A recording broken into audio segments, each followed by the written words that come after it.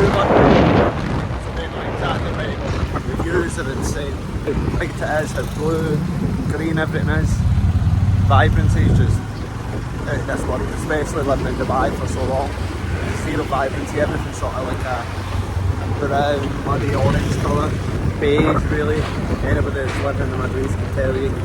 Woo. Truck coming on the other side there.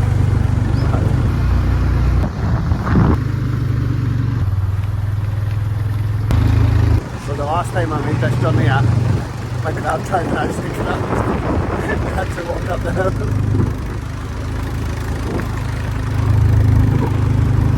Piece of cake.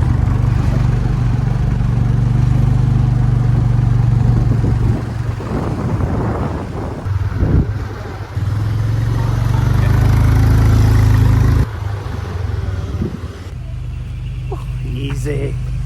How's that? Great. Oh, you know I love a grab motorbike ride. You know what? They're just. I love it. They're so easy. You just type it into your phone. It's just like Uber.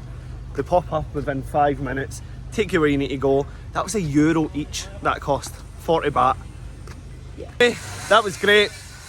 Enjoyed it thoroughly. €1. Love it. If you want to get transport in Thailand, if you're going a short distance, recommend bikes. 100%. It's like my favourite thing to do. It's this compared to Dubai traffic, just getting on the back of a motorbike with the wind in your hair.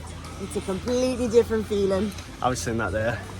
So much better. The colours as well, how vibrant everything is. Yeah.